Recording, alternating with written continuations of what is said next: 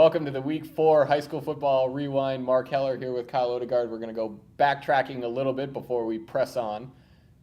Two obvious storylines from last week. Number one, both actually games that we were at. Number one, let's start with Basha Chandler. Another wild game involving two fairly elite programs in Division One.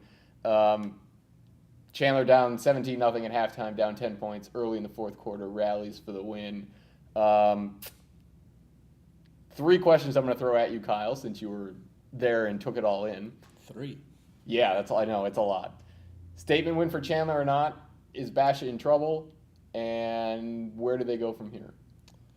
A little bit of a statement win for Chandler, but not totally because, like you said, they struggled in the first half with the same old bugaboos, penalties and turnovers. It was good for them to win the game because a lot of those big games they don't win. So it helps, but I think this week against Mountain Point, and they have Hamilton next week, so we'll know more about them then. Still some question marks. I think Basha's fine. You give up 41 points and a half anytime, it's not a good sign, but if they don't fumble twice in the third quarter, and they score on one of those drives, they'll probably still win the game. Their offense is good. Bernie Buskin will probably figure out some things defensively, maybe switch things up or game plan differently. But Chandler's really talented. It was a good game. They showed they can hang with them. They didn't get blown out by any means. So I think they need to stay the course. Both teams need to work on penalties, turnovers. They both have the talent to go far. But, just those little things getting ironed out. But I think, both teams have a lot of positives to take from that game. Yeah, absolutely. And like you said, the bugaboos for both programs, at least in recent years, especially come late in the season and playoff time, seem to rear their heads again. Basha stopping people, Chandler stopping themselves and stopping people. And we'll definitely see how that shakes out going forward. But that was definitely the most entertaining game of the week. The other game, which came in with much affair, was Hamilton-Desert Ridge. That was not quite the game that Basha Chandler was. Hamilton really stuck it to Desert Ridge, both defensively and shut down that Desert Ridge running game with J.J. Husar and Tarek Morrison. And Hamilton found a few things of their own on offense.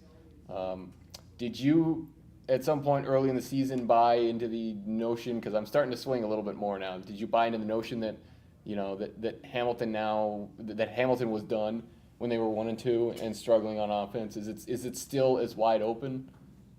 Yeah, I think it's a bad matchup for for Desert Ridge when they play Hamilton because they want to run the ball, and Hamilton's always so big up front that they can stop that, but I think there's still questions about Hamilton. If they're playing Brophy or Red Mountain or Chandler or Bash or teams that are a little bit, able to pass and run the ball and more balanced, I still have the same questions about Hamilton. And offensively, I don't think they're as explosive as they have been before. So it was definitely a good statement win, and they're obviously in the mix, but I wouldn't shoot Hamilton back to the top favorite no matter what right now. I still think there's a lot of teams that could win it all. Yeah, and I think Desert Ridge is still, despite that game, still in the mix a little bit. They were short a couple people on offense. One of their better linemen, they had a receiver out.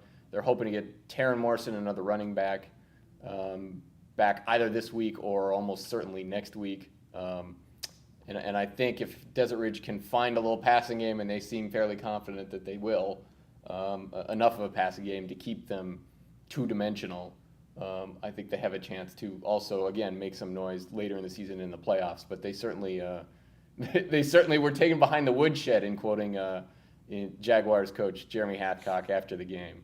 And they got pushed around pretty good, but I think they're capable of bouncing back.